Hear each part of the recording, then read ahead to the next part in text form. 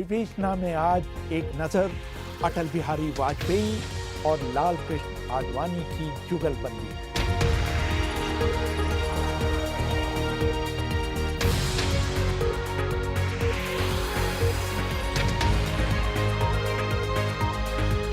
अभिवादन स्वीकार करिए रेहान फतल।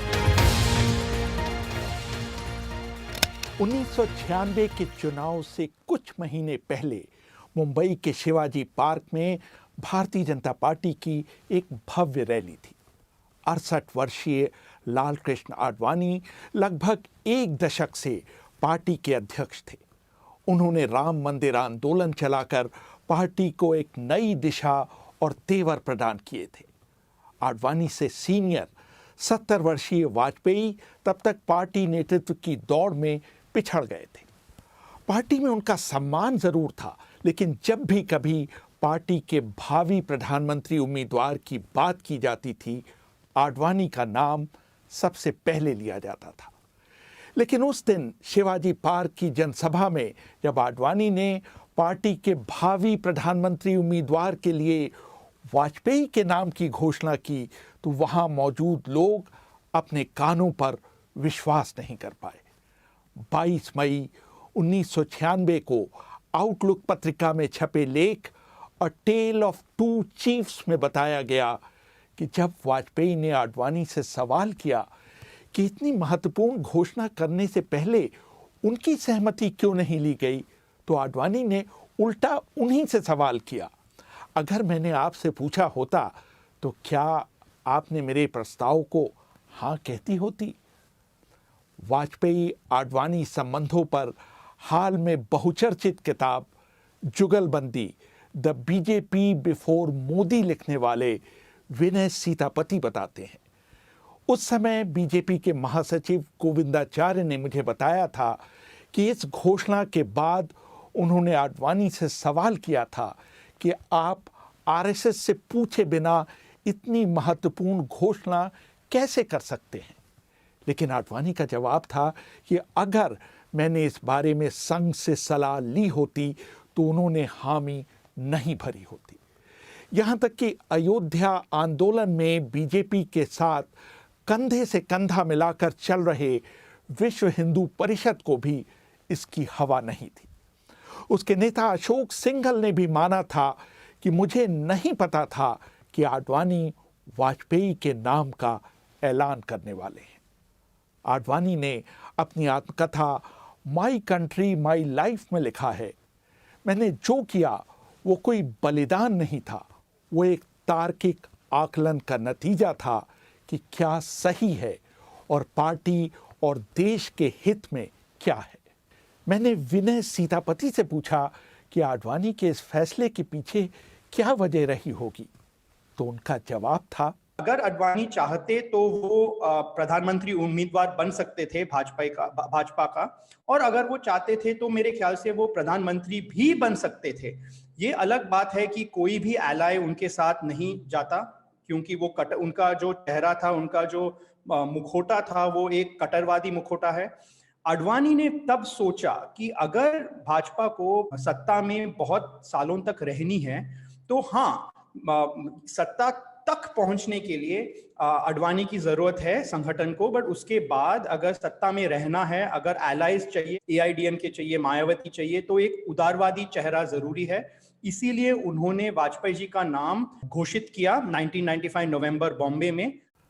वाजपेयी जब 1957 में बलरामपुर से जीतकर लोकसभा में पहुंचे तो उनकी उम्र थी 33 साल। उन्हीं दिनों लाल कृष्ण आडवाणी को नवनिर्वाचित वाजपेयी की मदद करने के लिए दिल्ली लाया गया था।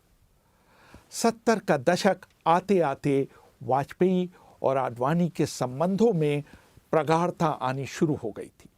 दोनों साथ साथ फिल्में देखते और उसके बाद गोलगप्पे खाते। वाजपेयी और आडवाणी के संबंधों के बीच पहली दरार अयोध्या आंदोलन के दौरान दिखाई पड़ी। विनय सीतापति लिखते हैं, जैसे ही आडवाणी की अयोध्या यात्रा शुरू हुई, इंटेलिजेंस ब्यूरो के अधिकारियों ने दिल्ली में वाजपेयी से मिलकर उन्हें भारत के कई हिस्सों में हिंदू मुस्लिम हिंसा के टेप दिखाए। वाजपेयी ने तुरंत आडवाणी को फोन कर रथ यात्रा रोक देने का अनुरोध किया। उनके शब्द थे कि आप शेर की सवारी कर रहे हैं, लेकिन आडवाणी ने वाजपेयी की सलाह मानने से इनकार कर दिया और अपनी रथ यात्रा जारी रखी। वाजपेयी के जीवनीकार विजय त्रिवेदी अपनी किताब हार नहीं मानूंगा में लिखते हैं, वाजपेयी का मानना था कि वीपी सिंह की सरकार नहीं गिरनी चाहिए, लेकिन वाजपेयी की आवाज़ नहीं सुनी गई। पार्टी ने तय किया कि अगर आडवाणी को रथ से उतरने के लिए बाध्य किया गया तो प्रधानमंत्री वीपी सिंह को भी अपनी कुर्सी से उतरना होगा। विनय सीतापति का मानना है कि जब वाजपेयी पार्टी में अलग थलग पड़ गए तो उन्होंने 5 दिसंबर को लखनऊ जाकर उस आंदोलन के समर्थन में जोरदार भाषण दिया, जिसका उन्होंने हमेशा विरोध किया था। कल कार सेवा करके अयोध्या में सर्वोच्च न्यायालय के किसी निर्णय की अवहेलना नहीं होगी।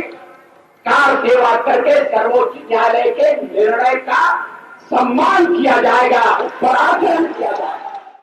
इस मौके का फायदा उठाकर पार्टी से अलग होने के बजाय वाजपेयी ने संसद में पार्टी का जबरदस्त बचाव किया। वाजपेयी का ये चरित्र बाद में कई बार दिखाई दिया।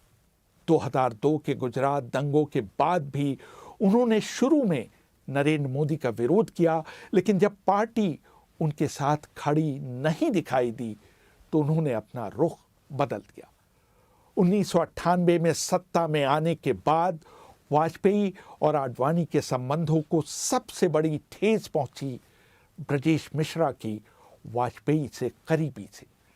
भारत में प्रधानमंत्री के प्रधान सचिवों द्वारा महत्वपूर्ण भूमिका निभाने की पुरानी परंपरा रही है।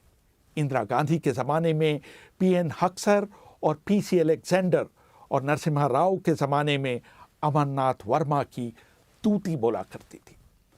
ब्रजेश मिश्रा के साथ खास बात ये थी कि वो न सिर्फ अपने बॉस के सलाहकार थे, बल्कि उनके सबसे खास दोस्त भी थे।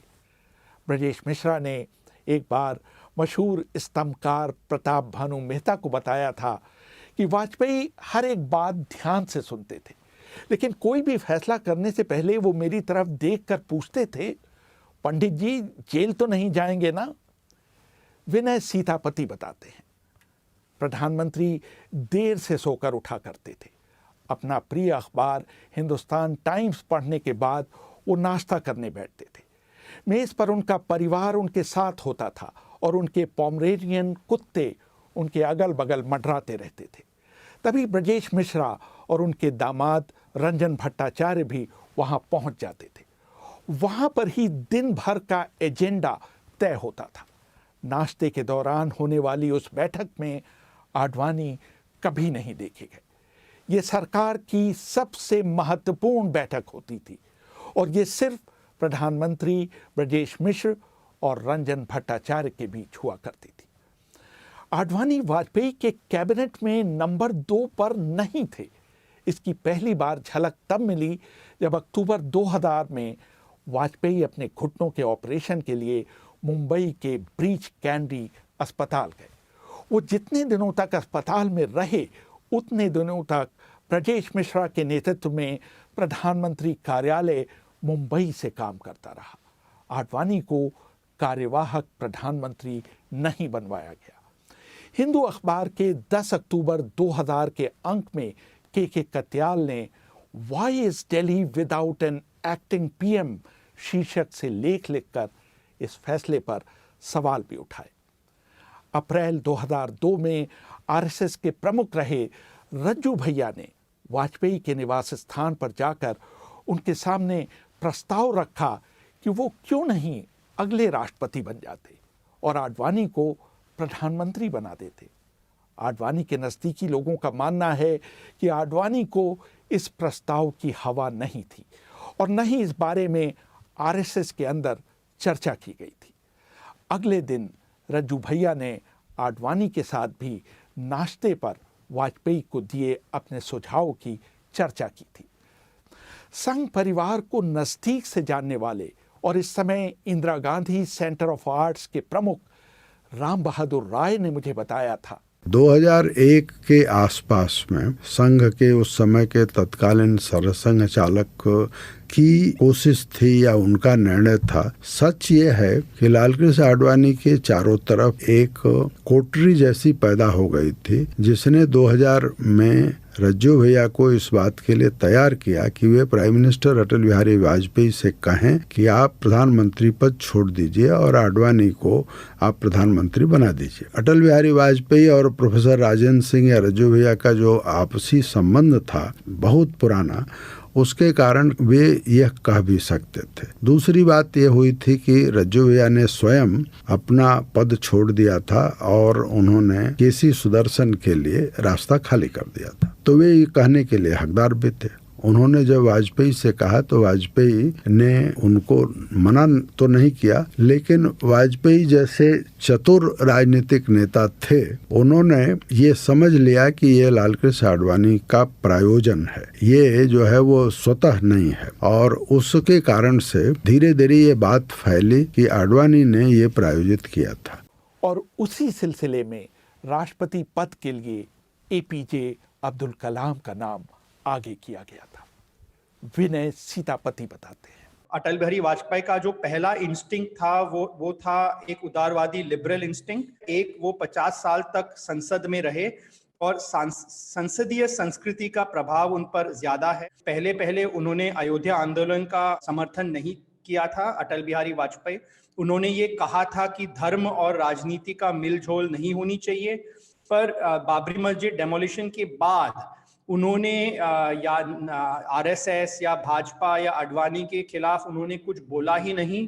और दूसरी बात है रेहान जी की 2002 गुजरात दंगों के बाद कि वाजपेयी नरेंद्र मोदी को निकालना चाहते थे गुजरात मुख्यमंत्री के पद से, पर जब उनको ना कहा गया, जब काडर आडवाणी और आरएसएस ने नहीं कहा, तो उन्होंने सबसे ज्यादा एंटी मुसलमानों का जो भाषण था उन्होंने तभी दिया अप्रैल 2002 गोवा में।